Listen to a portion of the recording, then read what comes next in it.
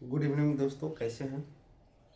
आज मैं बताऊंगा कि लोकसभा अध्यक्ष लोक जिस तरह से लोकसभा अध्यक्ष बहुत इम्पोर्टेंट था, जिसमें बताए थे कि लोकसभा अध्यक्ष जो है लोकसभा का गार्जियन होते हैं।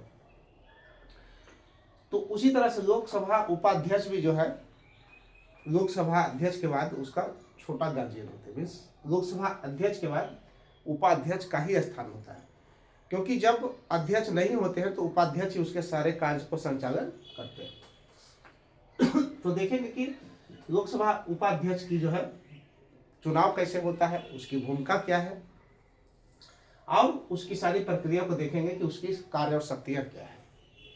तो लोकसभा अध्यक्ष का जैसे चुनाव लोकसभा द्वारा होता है, उसी तरह से लोकसभा उपाध्यक्ष का भी चुनाव किसके द्वारा होता है? लोकसभा के द्वारा ही होता है। लोकसभा उपाध्यक्ष का चुनाव भी लोकसभा सदस्यों के द्वारा ही होता है। इसके लिए लोकसभा अध्यक्ष क्या करते हैं? एक डेट का निर्धारण करते हैं। क्या करते हैं? एक डेट का निर्धारण करते हैं और उस डेट पर जो है क्या होता है? उस डेट पर जो है लोकसभा उपाध्यक्ष का चुनाव हो जाता है। अब लोकसभा उपाध्यक्ष मुख्य रूप से लोकसभा अध्यक्ष की अनुपस्थिति में उनके रिजाइनेशन त्यागपत्र देने पर, उनको अनुपस्थित रहने पर लोकसभा उपाध्यक्ष काम करते हैं। सबसे इंपॉर्टेंट बातें जो है लोकसभा उपाध्यक्ष में हम आपको बताएंगे कि इनके पास एक विशेषाधिकार है। क्या है? इनके पास एक विशेषाधिकार है कि जब भी कोई संसदीय समिति का इनको अध्यक्ष बनाया जाता है, कोई भी संसदीय समिति का अध्यक्ष सदस्य इनको बनाया जाता है, किसी भी संसदीय समिति का जब सदस्य इनको बनाया जाएगा तो वो अपने से खुद व खुद उसका क्या हो जाएंगे? सभापति हो जाएंगे। मीन्स कि किसी भी संसदीय समिति का जब वो सदस्य बनेंगे तो वो उसका क्या हो जाएंगे? सभापति हो जाएंगे। ये उनका विशेषाधिकार है।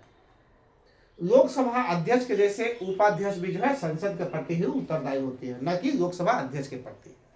लोकसभा उपाध्यक्ष भी किसके प्रति उत्तरदायी होंगे? लोकसभा संसद के प्रति ही। कुछ अब देखते हैं, एक सामयिक अध्यक्ष होता है। संविधान का अनुच्छेद 95 के 1 कहता है कि सामयिक अध्यक्ष की नियुक्ति। अब देखिए, एक चीज बताए होंगे कि लोकसभा अध्यक्ष का जो ये होता है, चुनाव होता है और उसका जो कार्यकाल होता है वो लोकसभा के कार्यकाल समाप्ति के पहली बैठक नई जिस कार्यकाल में लोकसभा अध्यक्ष का चुनाव हुआ वो पूरा कार्यकाल समाप्त करेगा। जब नया लोकसभा चुनाएगा तो उसके बैठक से ठीक पहले तक होता है। अब इसको समझिए, मान लीजिए कि अभी जो है लोकसभा अध्यक्ष का चुनाव हो तो 5 साल तक चला। उसके बाद जो नेक्स्ट लोकसभा का चुनाव होगा उसकी पहली बैठक से ठीक पहले तक जो है लोकसभा अध्यक्ष वो रहेंगे, माने पहली बैठक में वो नहीं रहेंगे। अब इसी से समझिए कि नया जो लोकसभा का चुनाव होगा उसके पहले बैठक में लोकसभा अध्यक्ष नहीं रहेंगे तो वहां अध्यक्षता कौन करेगा? उसी कंडीशन को दूर करने पर सामयिक अध्यक्ष की नियुक्ति, सामयिक अध्यक्ष का चुनाव की प्रक्रिया की गई है संविधान का अनुच्छेद 95 के 1 में। मीन्स जो नया लोकसभा चुनकर आएगा और उसका जो पहली बैठक होगा उसमें जो है सामयिक अध्यक्ष जो होंगे वही क्या करेंगे? उसकी अध्यक्षता करेंगे। और वो क्या करेंगे? वो जो है लोकसभा की पहली बैठक के लिए राष्ट्रपति जो है किसको चुनेगा? जो लोकसभा में सबसे वरिष्ठ सदस्य होगा। जो सबसे वरिष्ठ सदस्य होगा उस व्यक्ति को क्या करेगा? उस व्यक्ति को राष्ट्रपति नया लोकसभा का जो पहली बैठक होगा उसके लिए अध्यक्ष का वो चुनाव कर लेता है। वो नया वो जो सामयिक अध्यक्ष होता है, सामयिक लोकसभा अध्यक्ष होता है, उसका काम क्या रहता है? क्योंकि अभी नया लोकसभा शुरू हुआ है, उसकी पहली बैठक की है, तो क्या करेगा? सारे सदस्यों को शपथ दिलाएगा। क्या करेगा? जितने सदस्य चुन कर आए हैं वो सारे को उनको शपथ दिलाना है। और क्या करना है? नए अध्यक्ष का चुनाव भी करवाना है। और जैसा ही सारे सदस्यों को शपथ दिला दिए, नए सदस्यों का चुनाव करा दिए, उनका जो है सारा काम क्या हो जाता है? मैंने उनका पद अपने आप समाप्त हो जाता है। और जब तक ये रहेंगे, जब तक वो पूरी तरह से लोकसभा अध्यक्ष का जितने पावर, अधिकार, शक्तियां होगी वो लोकसभा अध्यक्ष के जैसी होगी। लेकिन जैसे ही नए अध्यक्ष का चुनाव हो जाएगा ये सामयिक अध्यक्ष का क्या हो जाएगा? पद समाप्त हो जाएगा। तो ये तो बताएं कि किस तरह से लोकसभा के उपाध्यक्ष होते हैं और किस तरह से जो है सामयिक अध्यक्ष का चुनाव होता है। इसके बाद हम आप बताएंगे राज्यसभा का सभापति। तो राज्यसभा का सभापति जो है इसका चुनाव नहीं होता है, स्पष्ट रूप से जान लीजिए कि राज्यसभा का सभापति वही होंगे जो भारत के उपराष्ट्रपति होंगे। भारत का उपराष्ट्रपति ही जो है क्या होता है, राज्यसभा का पदेन अध्यक्ष होता है। साफ साफ कौन होता है, भारत का उपराष्ट्रपति जो है राज्यसभा का सभापति होगा। अब देखिए जब भारत का उपराष्ट्रपति जो है क्या होगा, राज्यसभा का सभापति होगा, तो यहां से देखिए बहुत इंपॉर्टेंट चीजें हैं। अब राज्यसभा का सभापति वैसे व्यक्ति है जो राज्यसभा का सदस्य ही नहीं है। चीजों को समझिए, जो राज्यसभा का सदस्य नहीं है वो उसका क्या है, सभापति है, क्योंकि उपराष्ट्रपति राज्यसभा का सदस्य होता नहीं है। तो राज्यसभा का सभापति, और दूसरी चीज सबसे इंपॉर्टेंट है कि राज्यसभा का सभापति को तभी हटाया जा सकता है जब उपराष्ट्रपति को पद से हटाया जा सकता है। माने जब वो उपराष्ट्रपति नहीं रहेगा तभी जो है क्या रह सकता है, तभी वो राज्यसभा का वो सभापति नहीं रहेगा। जब तक व्यक्ति भारत का उपराष्ट्रपति रहेगा जब तक वो राज्यसभा का सदस्य रहेगा। अब देखिए राज्यसभा का सभापति रहेगा, माने वो ये चीजें जो है क्या है, अंडरस्टूड है कि अगर भारत का उपराष्ट्रपति है तो वो राज्यसभा का सभापति होगा, क्योंकि राज्यसभा का सभापति ही जो है क्या होता है, पदेन सभापति होता है राज्यसभा का। तो इस तरह से हम देखें कि राज्यसभा का सभापति वैसे व्यक्ति होता है जो राज्यसभा का सदस्य है ही नहीं है। तो अभी इस मामले में देखिए बाकी जो है कार्य एवं शक्तियां लगभग जो है जो लोकसभा अध्यक्ष का होता है लोकसभा में, वही पावर यहाँ कहाँ किसको है, वही पावर जो है राज्यसभा के सभापति का है। लेकिन दो चीजों में अंतर आता है। एक चीजों में अंतर आता है कि जो हम बताए थे कि धन विधेयक के संबंध में, धन विधेयक के संबंध में अंतिम निर्णय बताए थे कि लोकसभा अध्यक्ष का ही होता है कि वो धन विधेयक है कि नहीं है, इसका निर्धारण कौन करेगा, लोकसभा अध्यक्ष करेगा। जबकि इस मामले में जो है राज्यसभा को ये पावर नहीं है, ये पावर खत्म हो गया। दूसरी संयुक्त अधिवेशन, संविधान का अनुच्छेद 108 जो कहता है कि संयुक्त अधिवेशन की अध्यक्षता कौन करेगा, लोकसभा अध्यक्ष ही करेगा। ये पावर जो है राज्यसभा का सभापति को नहीं है। तीसरी जो इंपॉर्टेंट पावर है नहीं है इसके पास, जो बताते हैं हम कि जब इसको हटाने की बातें आ रहा हो, किसको, जब इसको जो है राज्यसभा के सभापति को हटाने की बातें आ रहा हो, मैंने बताया था ना कि अब राज्यसभा चाह रही है कि जो है उसको हटाए, तो उस कंडीशन में जब मान लीजिए कि उपराष्ट्रपति नहीं है तो इसको हटाए, राज्यसभा का सदस्य हटाए, राज्यसभा के सभापति से हटाएगा ना।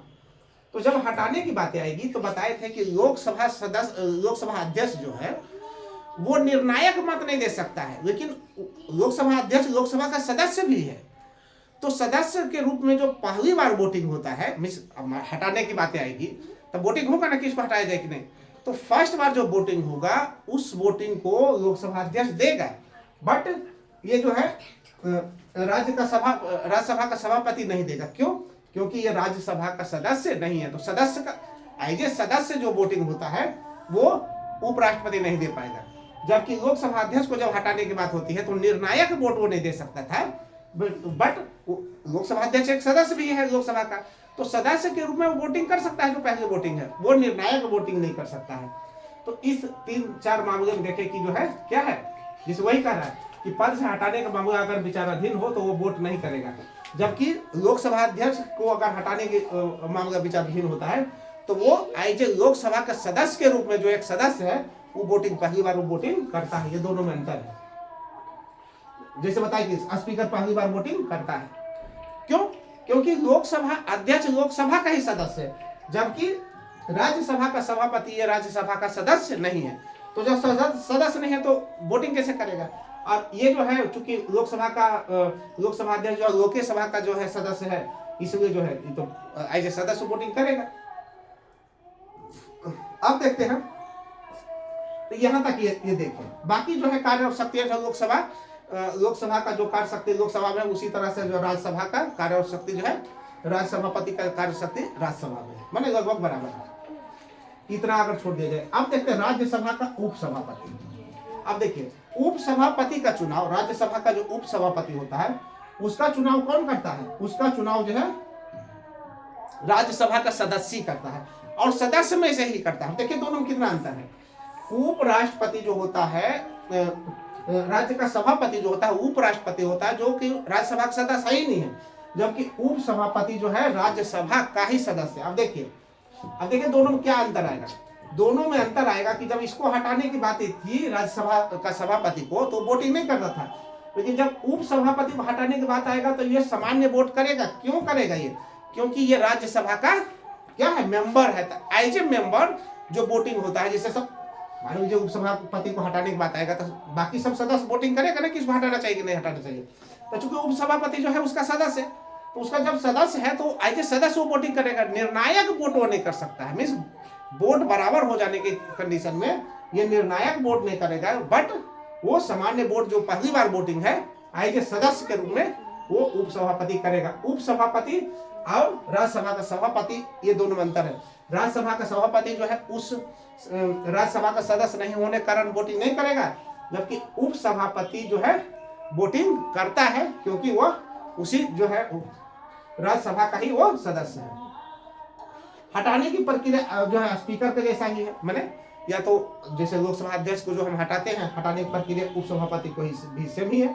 उसको या तो अपने जो है वो रिजाइनेशन दे सकता है, या उसको जो है क्या कर सकता है, उसकी मृत्यु हो जाए उस कंडीशन में, या फिर जो है बहुमत से राज्यसभा पारित करे। तो वही चीज है कि जब बहुमत से अगर पारित करना चाह रहा है तो उप सभापति को हटाने के लिए, तो उसको 14 दिन पूर्व, जैसे लोकसभा अध्यक्ष को 14 दिन पूर्व सूचना देना होता था, और जब 14 दिन पूर्व सूचना अगर दे दिया है और उसको हटाने का मामला विचाराधीन हो, तो वैसे कंडीशन में वो जो है उप सभापति के रूप में पीठासीन नहीं होगा। वो किस रूप में पीठासीन होगा?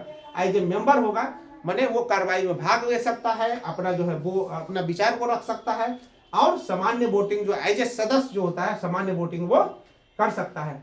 और उप सभापति जो है सभापति को अनुपस्थिति में या उनको मृत्यु हो जाने पर या उनको हटाए जाने पर उप सभापति सभापति के रूप में कार्य करता है।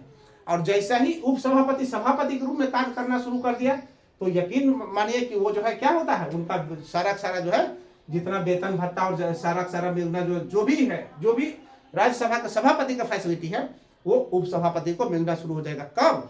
जब उप सभापति सभापति के रूप में कार्य करना शुरू कर देगा।